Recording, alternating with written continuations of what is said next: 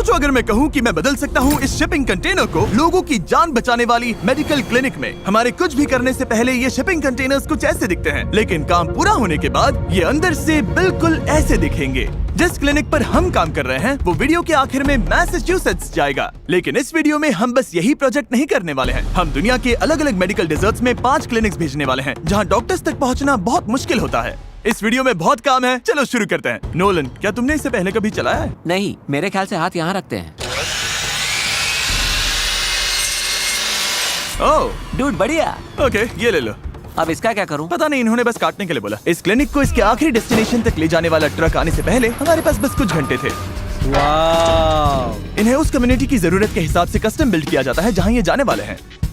और कमाल की बात यह है कि ये क्लिनिक्स पूरी तरह कॉलेज स्टूडेंट्स ने बनाकर तैयार किए हैं और 2013 में बिल्ड शुरू होने के बाद से ये स्टूडेंट्स 24 देशों में 60 क्लिनिक्स तैयार कर चुके हैं और अब तक 2 लाख से ज्यादा लोगों तक मदद पहुंचा चुके हैं। अभी यहाँ और काम बाकी है, चलो देखते हैं टेक्सास में मैच का क्या हाल है।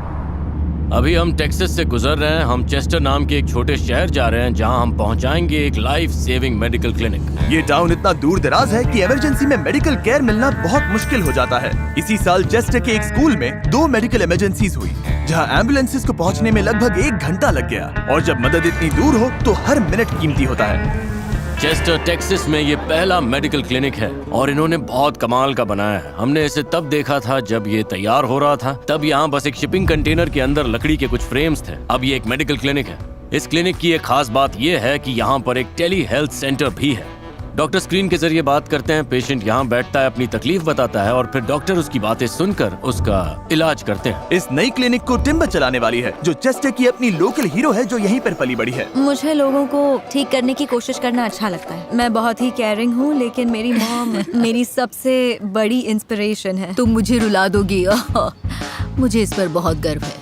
मुझे लगता है मुझे इस दुनिया में इसलिए भेजा गया है कि मैं लोगों का ख्याल रखूं और अपने फैमिली और कम्युनिटी का ध्यान रखूं। मैं इमोशनल हो जाऊंगी, मैं ऐसी ही हूँ। ये मेरा घर है और मैं आप सबकी शुक्रगुजार हूँ। Thank you.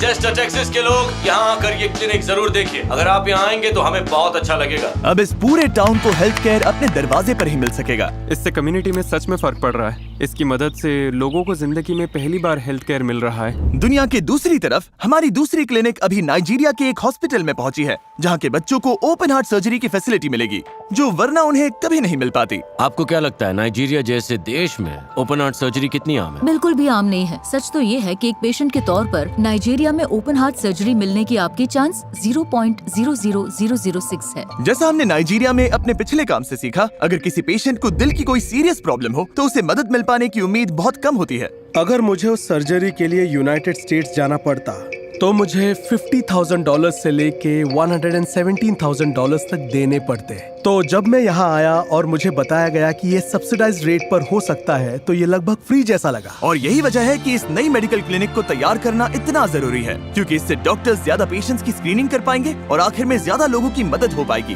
Free heart surgery देने का मौका लोगों की जिंदगी और साथ ही उनका परिवार, ये दोनों बदल रहा है। सिर्फ इसी साल ये क्लिनिक इस कम्युनिटी में 2000 और लोगों की सेवा करेगी। क्योंकि इन फ्रेम्स और इन क्लिनिक्स और जो कुछ भी हम बना रहे हैं उसकी वजह से किसी को वो मौका मिला और रॉक के बिना ये मौका कभी नहीं मिलता। तब मैं बस यही सोच रही थी कि ये दुनिया की सबसे कमाल की चीज है और इससे बेहतर कुछ नहीं हो सकता। हमने एक क्लिनिक यूक्रेन की जंग वाली फ्रंट लाइंस तक भी भेजी ताकि वहाँ की कम्युनिटीज को बेहद जरूरी मेडिकल सप्लाईज मिल सके। चल रहे कॉन्फ्लिक्ट की वजह से कई हॉस्पिटल्स तबाह हो चुके हैं, इसीलिए बेसिक हेल्थ केयर मिल पाना बहुत मुश्किल हो गया है। बहुत से लोग हैं जिन्हें मदद चाहिए और यहाँ ऐसी कोई जगह नहीं है जहाँ हम ये मदद दे सके। तो डार फाउंडेशन के साथ मिलकर हमने ये पक्का किया कि लोकल डॉक्टर्स के पास कम्युनिटी की मदद के लिए जो चाहिए वो सब मौजूद हो। बिल्ड की वॉर जोन में 4 और एक्टिव क्लिनिक्स भी चल रही हैं। हमारी टीम इन क्लिनिक्स को इतनी तेजी से इन कम्युनिटीज तक पहुंचा पा रही है, उसकी वजह है न्यूरोगम। बहुत सी कंपनीज कहती हैं कि उन्हें अच्छा काम करना है, लेकिन न्यूरोगम के फाउंडर्स सच में हाल ही में हमारे साथ अफ्रीका भी आए थे। उन्होंने चाइल्ड लेबर से बहुत से बच्चों को निकालने में मदद की और 20 फिलैंथ्रोपी के साथ काफी एक्टिव भी हैं। ये लोगों की मदद को लेकर इतने सीरियस हैं कि इन्होंने ये लिमिटेड एडिशन टिन बनाए हैं और जब भी आप इन्हें खरीदते हैं तो इनका सारा प्रॉफिट ऐसे प्रोजेक्ट्स में लोगों की मदद के लिए जाता है। इन पर ये बिल्कुल पैसा नहीं कमा रहे। हम 20 फिलैंथ्रोपी में जो करते हैं, अगर आपको पसंद आता है तो इस लिंक पर क्लिक करिए या QR कोड स्कैन करिए और इससे आपको एनर्जी मिल जाएगी। हमारा चौथा क्लिनिक केनिया के एक कोस्टल कम्युनिटी में जा रहा है जहां मेडिकल फैसिलिटी नहीं है और वहां वो क्लब फुट के इलाज में मदद करेंगे। ये क्लब फुट है। अगर इसका इलाज ना हो तो सोचो अफ्रीका के गाँव में चलना कैसा होगा, जहाँ पानी लाने के लिए चलना पड़ता है, स्कूल जाने के लिए चलना पड़ता है और रोजी रोटी के लिए भी चलना पड़ता है। ये स्कॉट है। पिछले 14 साल से ये और इनकी टीम एक छोटे से कमरे से इन बच्चों की मदद कर रहे हैं। लेकिन होप वॉक्स के इस कम्युनिटी में एक्टिव होने से पहले अमानी जैसे लोग बिना इलाज पाए ही बड़े हुए। मैं एक किसान हूँ। मैं अपने घर के आसपास खेती करने की कोशिश करता हूँ, लेकिन क्लब फूड की वजह से मैं अपने फैमिली के लिए ज्यादा कुछ नहीं कर पाता। क्लीफी काउंटी में 16% लोग किसी न किसी डिसेबिलिटी के साथ पैदा होते हैं और उनमें से बड़ी तादाद रूरल एरियाज में रहती है। हर हफ्ते हमारे पास करीब 10 से 15 पेशेंट्स ऐसे आते हैं जो ऐसी डिसेबिलिटी के साथ पैदा होते हैं। क्लब फुट को ठीक करना दरअसल एक काफी आसान नॉन सर्जिकल प्रोसीजर है जिसमें डॉक्टर हर हफ्ते कास्ट की एक सीरीज की मदद से पैर को धीरे धीरे सही पोजीशन में लाता है और ऐसे डिफॉर्मिटी ठीक हो जाती है और जब बच्चा चलने लायक हो जाता है तब पता भी नहीं चलता कि वो क्लब फुट के साथ पैदा हुआ था। तो यहाँ हमारे पास एक बिल्कुल न्यू बेबी है, सिर्फ 2 हफ्ते का, जो क्लब फुट के साथ पैदा हुआ है और उसके पास एक 13 साल की लड़की बैठी है, लेकिन उसे ट्रीटमेंट मिल गया था। होप वॉक्स ने इस कम्युनिटी के बच्चों पर असर तो किया है, लेकिन वो हफ्ते में बस कुछ ही पेशेंट्स तक पहुंच पाते हैं और इसी वजह से ये जगह इन क्लिनिक्स में से एक के लिए बिल्कुल सही है। अभी इस नई क्लब फुट क्लिनिक का अनावरण करने जा रहे हैं और हम पेशेंट्स को डिसेबिलिटी से आजाद होकर चलने में मदद करेंगे।